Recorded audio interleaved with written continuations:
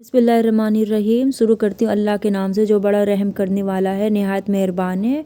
आज जो अमल मैं आपको बताने जा रही हूँ, अगर आप इसे करते हैं तो रब्बे कायनात ज़रूर पूरा फरमाएंगे। ये अमल करने से अल्लाह आपकी रिज़्क़ की फरमानी कर देते हैं और माली परेशानी भी पूरी तरह दूर कर देते हैं।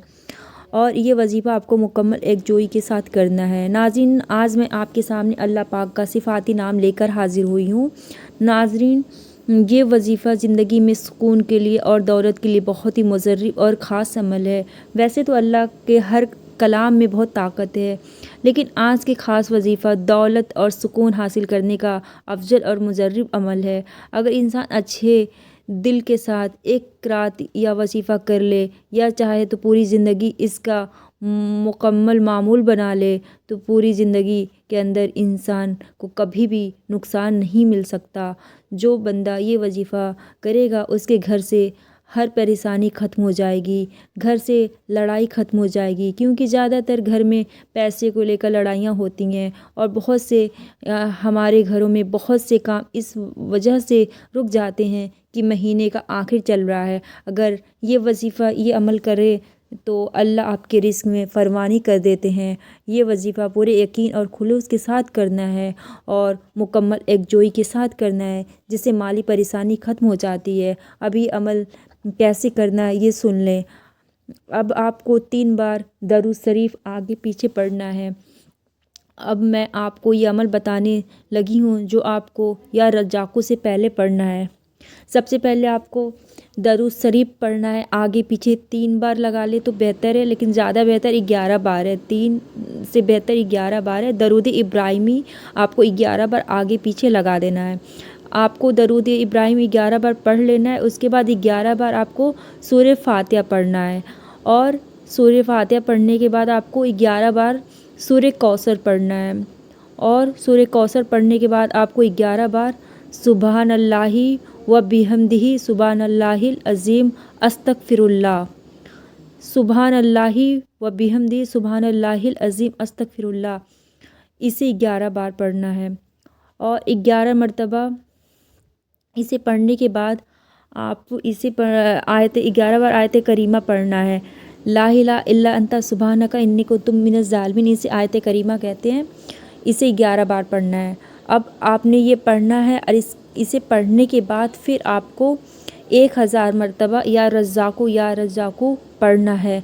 और ये इस खुलूस और यकीन के साथ ये वजीफ़ा करना है कि जिस तरह एक छोटा बच्चा गिड़गिड़ाते हुए अपनी माँ से रिक्वेस्ट करती हुई ज़िद करती हुई जिस तरह कोई सामान मांगता है और जब तक वो ले नहीं लेता है चुप नहीं होता है, अल्लाह के सामने आपको वही छोटा बच्चा बनके उसी तवक्कल और यकीन और खुलूस के साथ आपको ये वजीफ़ा करना है।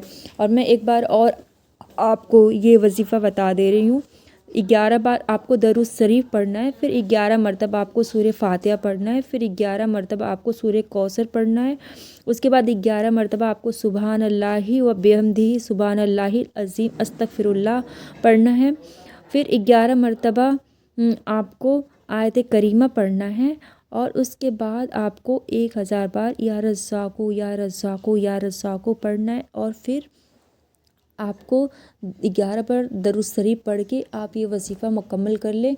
फिर उसी जगह जाए नमाज़ पे जहाँ आप ये वजीफ़ा कर रहे हैं, वहीं आप इस वजीफ़े को मुकम्मल करने के बाद पूरे एकजोई और तवक्कुल और यकीन के साथ कि अल्लाह कर देगा, अल्लाह की ज़ात करने वाली अल्लाह ही करेगा, और पूरे तवक्कुल और खुलूस के साथ आप अपनी हर हाजत अल्लाह के सामने रखें, अल्लाह से मांगे और देखिए अल्लाह देगा।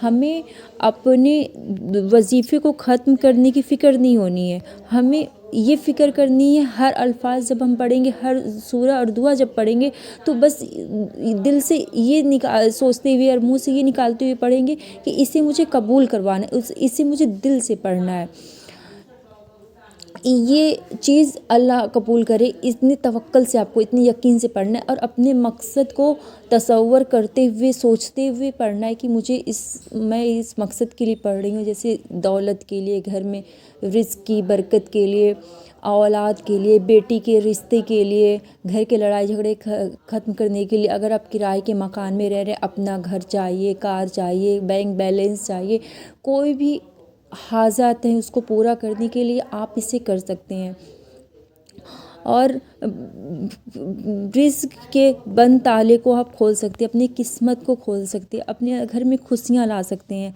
اور انشاءاللہ گھر میں دولت کا طوفان آتے آپ خود دیکھیں گے۔ اس وظیفے کے بعد انشاءاللہ آپ کو کبھی دوسرے وظیفے کی ضرورت نہیں ہوگی، لیکن آپ بھی یہ وظیفہ پورے یقین اور خلوص کے ساتھ کریں۔ اور بہت سے لوگوں کا کہنا ہے کہ وظیفہ قبول نہیں ہوتا ہے، وظیفے میں کمی نہیں ہے، کمی ہم میں ہے، ہم کو وظیفہ ختم کرنے کی فکر ہوتی ہے، بلکہ وظیفہ کو قبول کرنے کی فکر کر کے وظیفہ کریں گے تو وہ وظیفہ قبول ہوگی۔ اللہ پر یقین کے ساتھ وظیفہ کرنے کی کوشش کریں، اور دیکھیں اللہ دیتا ہے، اور اللہ دیتا ہے، بالکل دیتا ہے۔ اللہ سے صرف ہم مانگنے میں کمی کرتے ہیں، ورنہ اللہ تعالیٰ بے انتہا دینے والا ہے۔ اللہ نے فرمایا، ایک میں چھوٹی سی واقعہ آپ کو بتا رہی ہوں کہ اللہ نے کہا ہے کہ بابا آدم سے لے کے قیامت تک کے انسان کی اگر میں ساری خواہشات کو پورا کر دوں، ہر خواہشات کو پورا کر دوں، تو اللہ نے کہا ہر انسان کو میں دے دوں، اس کے بعد بھی میرے خزانے میں کوئی کمی نہیں ہوگی۔ یہاں تک کہ جو سمندر میں آپ ایک سوئی ڈبو کے نکالیں گے تو اس کے نوک پہ ایک بوند جو لگا رہتا ہے، تو اللہ نے کہا ہے کہ وہ بوند کی اتنا بھی میرے خزانے میں کمی نہ ہو، میں بابا آدم سے لے کے قیامت تک کے ہر انسان کی خواہش کو پوری کر دوں۔ تو اللہ تعالیٰ کی خزانے میں کمی نہیں ہے، ہمارے مانگنے میں کمی ہے، ہمارے یقین اور توکل میں کمی ہے۔ میں خود آپ سے یہ کہنا چاہوں گی کہ آپ پلیز 5 وقت کی نماز اسٹارٹ کر دیں، اور نماز کے بعد ہی وظیفہ قبول ہوگا۔ وضو کے ساتھ آپ وظیفہ کریں، اور آپ زیادہ سے زیادہ استغفار کی تسبیح کریں۔ دیکھیں استغفار میں بہت طاقت ہے، اور جتنا ہم استغفار کریں گے اتنا ہم اللہ کے قریب ہوں گے۔ اور میں اب چلتی ہوں دوسرے ویڈیو کے ساتھ، پھر اگلے ویڈیو میں حاضر ہوں گی۔ اللہ حافظ۔